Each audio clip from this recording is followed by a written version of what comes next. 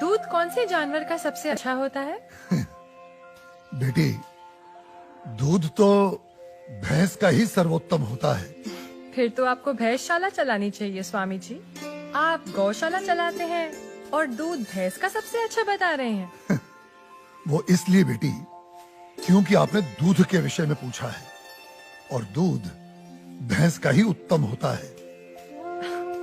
तो फिर गाय का दूध स्वामी जी? बेटी, गाय का दूध दूध नहीं, अमृत होता है। और हमारे लिए गाय जानवर नहीं, हमारी माँ है। वो कैसे स्वामी जी?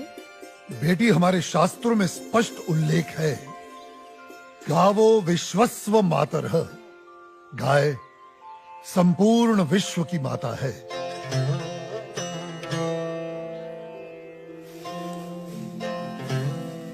बेटी, गाय ही संसार में एकमात्र ऐसा प्राणी है जिसके अंग अंग से संसार को लाभ प्राप्त होता है। गाय दया, ममता और त्याग की देवी है। गाय लोक मंगल का स्वरूप है। लोक मंगल का स्वरूप है? वो कैसे स्वामी जी? हाँ बेटी, गाय का दूध पीने से शरीर के साथ साथ मस्तिष्क का भी विकास होता है। गाय के दूध में 8 प्रकार के प्रोटीन्स, 6 प्रकार के विटामिन्स, अनेकों प्रकार के एमिनो एसिड्स और न जाने कितने प्रकार के दुर्लभ तत्व प्राप्त होते हैं। It's a complete and wholesome food. ये मानव शरीर के प्रत्येक रोगों के लिए वरदान है, इसीलिए ये अमृत है। अब तुम गौमूत्र को ही ले लो। गौमूत्र बेटी अद्भुत औषधि है और हमारे आयुर्वेद में तो कई सारी जीवन रक्षक दवाएं गौमूत्र को केंद्रित करके ही बनाई जाती हैं। अच्छा। क्या आपको पता है, अमेरिका अपनी दवाइयां बनाने के लिए काऊ यूरिन इंडिया से ही इंपोर्ट करता है। रियली? अब आओ गोबर पर। काऊ डंग, जिसका अज्ञानी लोग बहुत मजाक उड़ाते हैं, वही गोबर ईंधन और खाद यानी कोल और मैन्योर का काम करता है। It's a natural fuel and fertiliser.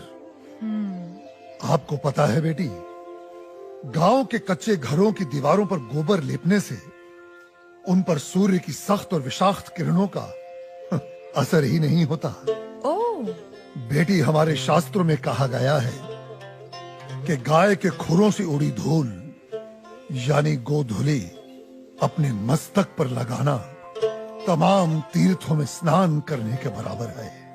लेकिन स्वामी जी, आपने ये गौशाला खोलकर जो बूढ़ी और दूध ना देने वाली गायों को शेल्टर दिया है, अगर कोई कसाई इन्हीं गायों को काटकर उनका मांस अगर बाजार में बेचता है, उसे तो 30-40 हजार का लाभ हो सकता है। लेकिन आपने तो इन बूढ़ी गायों को शरण देकर उसके पेट पर तो लात मार दी है। उस बेचारे का तो रोजगार छिन गया है स्वामी जी। हम कितने एहसान फरामोश हो गए हैं बेटी। चलो आज एक कैलकुलेशन करते हैं। एक गाय 20 से 25 साल जीती है। वो अपने जीवन काल में 15 साल हर रोज 15 से 20 लीटर दूध देती है।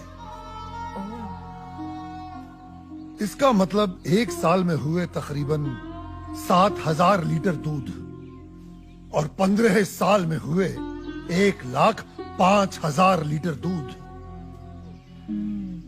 अब आप अंदाजा लगा लो, 1 लीटर दूध कितने का बिकता है और 1,05,000 लीटर दूध कितने का बिकेगा। अब तुम वैसे ही गोबर और गौमूत्र का भी गणित जोड़ लो। तुम्हारी आंखें फटी और खुली रह जाएंगी कि एक गाय अपने पूरे जीवन काल में कितने करोड़ों रुपए मनुष्य को कमा कर देती है। बेटी, अनेक इंडस्ट्रीज काऊ डेयरी और उसके बाय प्रोडक्ट्स पर टिकी हुई हैं। और ये गणित यहीं खत्म नहीं होता बेटी। उसकी मृत्यु के उपरांत उसकी चमड़ी, उसकी अस्थियां भी काम में आती हैं। उससे भी लोग पैसे कमाते हैं। और आप 30-40 हजार रुपयों की खातिर उस ममता की मूर्त को जीवित काट कर व्यापार करने की बात कर रही हो, उसे खाने की बात कर रही हो।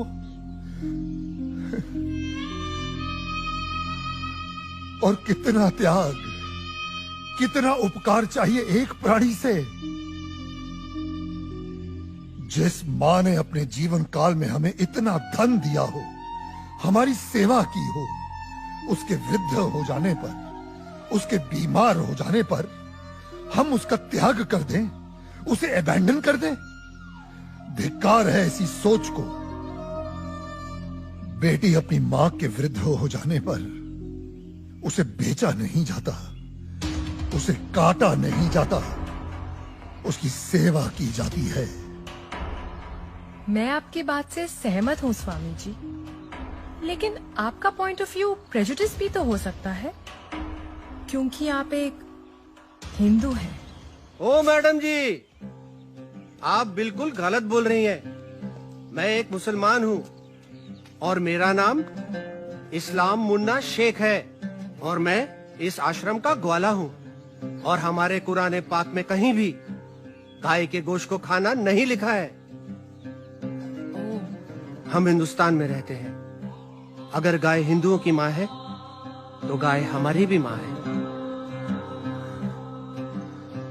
तो इसका मतलब आप भी गौ हत्या के खिलाफ हैं?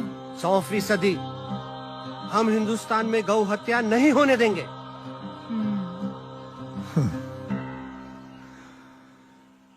बेटी,